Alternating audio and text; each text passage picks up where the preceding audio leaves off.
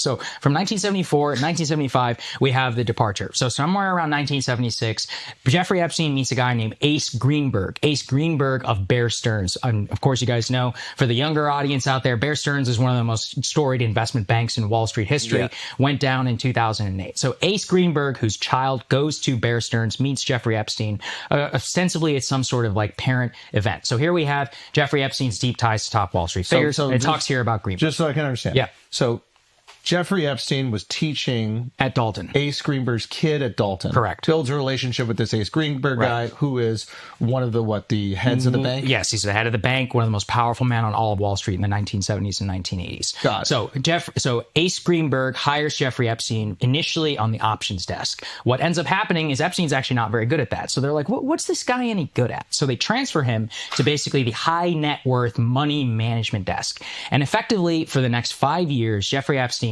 learns the art of money laundering. He manages high net worth individuals' money. What he does with that money is he specializes in offshore accounting. And then specifically, what he does is he gets deep in with all of these shadowy figures who are experts in the Cayman Islands and moving money offshores. Now, this is the first known time that he begins to develop the portfolio that will make him very useful for intelligence agencies in the future. Now, sorry, real quick. Are they moving money offshore to avoid taxes, or initially it's to avoid taxes? Now, but what we eventually learn is from the formation of something called IAG. So after 5 years at Bear Stearns, Jeffrey Epstein is fired for a regulatory D violation. Basically, he broke internal banking rules and insider trading. So there's two things that we learn here. Number one, he's involved in sketchy behavior from the very beginning. Two, he's not prosecuted. He's basically fired, let go, and everybody keeps it hush hush. I'll come back to that in the future because he develops a strategy there called playing the box. Playing the box is a strategy